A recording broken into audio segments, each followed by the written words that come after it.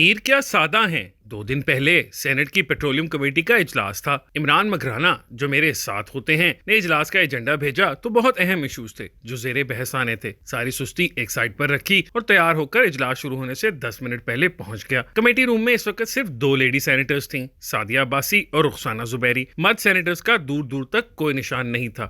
Chairman committee بھی نہیں تھے۔ رولز کے تحت 3 ممبروں کا کورم بنتا ہے۔ اب 3 سینیٹرز بھی پورے نہیں ہو رہے تھے۔ 15-20 منٹ گزر گئے۔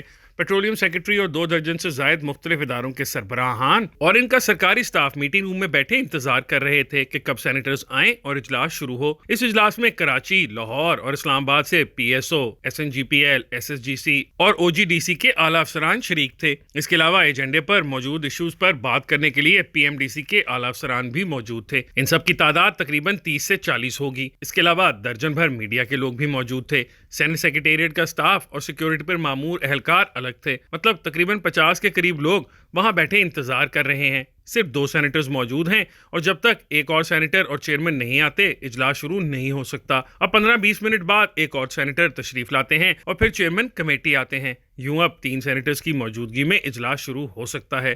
حالانکہ اس کمیٹی کے کل ممبران 14 ہیں جن میں پیٹرولیم کے وزیر بھی شامل ہیں۔ بڑی مشکل سے 3 سینیٹرز پورے ہوئے تاکہ اجلاس شروع ہو سکے۔ اب ذرا ایجنڈا ملاحظہ فرمائیں کہ اس اجلاس میں کن کن موضوعات پر بات ہونی ہے جس پر ان 3 سینیٹرز کو بریف کرنے کے لیے درجنوں افسران سب کام چھوڑ کر موجود ہیں۔ پیٹرولیم بل 2022 میں کچھ اہم ترامیم ہونی ہیں۔ ایل پی جی ریٹس پر بھی کمیٹی کو افسران نے بریف کرنا ہے۔ کم آمدن والے طبقے کے لیے سستا فیول فراہم کرنے پر بھی بات ہونی ہے۔ آئل اور گیس کمیٹی نے جن 3 فیلڈز پر دسمبر 2022 کے اجلاس میں ہدایات دی تھیں ان پر پروگرس کے حوالے سے بھی کمیٹی ممبران کو بریف کرنا تھا، جس میں جھل مکسی فیلڈ بھی شامل تھا۔ سب سے اہم ایجنڈا یہ تھا کہ وزارت پیٹرولیم کو جاپانی کمپنی نے پیشکش کی ہے کہ وہ پاکستان کو روسی تیل اور نائجیرین ایل این جی عالمی مارکیٹ ریٹ سے 35% کم ریٹ پر فراہم کرنے کو تیار ہے۔ سینیٹرز کو اس بات پر بھی بریف کرنا تھا کہ P S O, S N G P L, S S G C اور او جی ڈی سی کا سرکولر ڈیٹ کیسے کم کرنا ہے جو اس وقت پورے آئل اور گیس سیکٹر کو بری طرح متاثر کر رہا ہے۔ جو سب سے بڑا ایشو اجلاس میں اٹھایا جانا تھا وہ سعودی عرب کی طرف سے پاکستان میں آئل ریفائنری کا قیام، 10 ارب ڈالرز کی سرمایہ کاری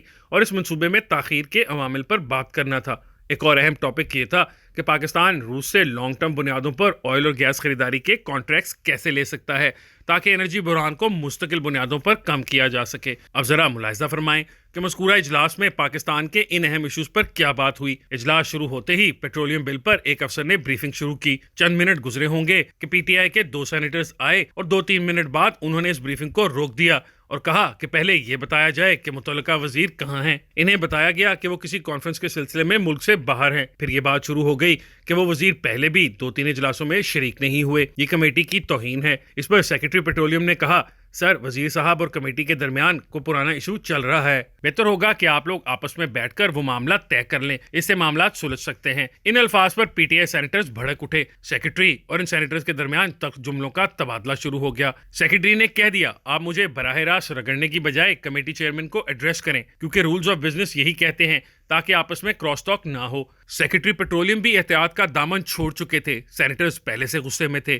یوں اجلاس میں شاؤٹنگ میچ شروع ہو گیا۔ پتہ چلا وزیر مملکت برائے توانائی مصدق ملک کے اجلاس میں نہ آنے کی وجہ چند ماہ پہلے کا وہ اہم اجلاس تھا جس میں سندھ سے سینیٹر ابڑو کے ساتھ ان کی تلخ کلامی ہوئی تھی اور سینیٹر نے انہیں کہا تھا کہ آپ وزیر مملکت ہیں، آپ اجلاس میں نہیں آ سکتے، صرف وفاقی وزیر آ سکتا ہے۔ اس سے پہلے مصدق ملک اجلاس میں شریک ہوتے تھے اور سینیٹرز کو اچھی طرح بریف کرتے اور سوالات کے تسلی بخش جوابات دیتے تھے۔ جب انہیں کہا گیا کہ وہ اجلاس میں شریک نہیں ہو سکتے تو انہوں نے اجلاس میں آنے سے معذرت کر لی۔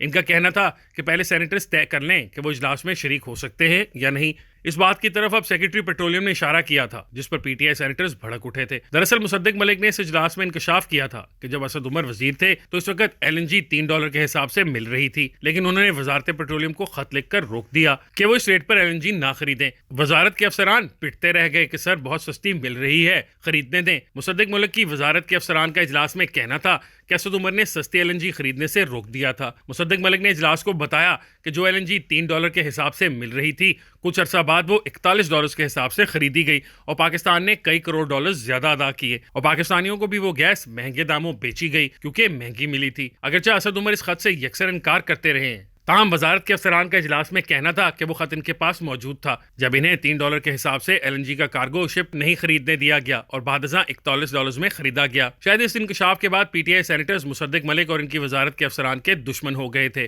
ابرو بھی PTI کے سینیٹر تھے جنہوں نے مصدق ملک کو کہا تھا کہ آپ اجلاس میں نہ آیا کریں، اور وہ آنا چھوڑ گئے کہ ایک سینیٹر کھڑے ہوئے کہ میں احتجاجاً واک آؤٹ کر رہا ہوں، پھر دوسرے دو بھی کھڑے ہوئے اور چل دیے، کورم ٹوٹ گیا۔ سینیٹر رخسانہ زبیری چیئرمین سے لڑتی رہیں کہ اجلاس مت ملتوی کریں، وہ کراچی سے فلائٹ لے کر عوام کے پیسے لگا کر آئی ہیں، یہ سب افسران اپنے کام چھوڑ کر آئے ہیں، TADA خرچ ہوا ہے، قوم کے لاکھوں روپے اس اجلاس پر لگے ہیں۔ پیٹرولیم کمیٹی کے چیئرمین بھی PTI سینیٹر ہیں، انہوں نے کہا کہ وہ اپنے پارٹی سینیٹرز کے آگے بے بس ہیں۔ یہ اجلاس چند منٹ چلا، سب نے اپنا TADA لیا، اتنا اہم ایجنڈا اور ایشوز سب ٹھس۔ یہ ہے ہماری حکمران کلاس کی اس ملک کے حالات درست کرنے کے لیے سنجیدگی۔ یہ ہیں آپ کے عظیم لیڈرز جنہوں نے اس ملک اور قوم کو عظیم بنانا ہے۔ میر کیا سادہ ہیں بیمار ہوئے جس کے سبب اسی عطار کے لڑکے سے دوا لیتے ہیں۔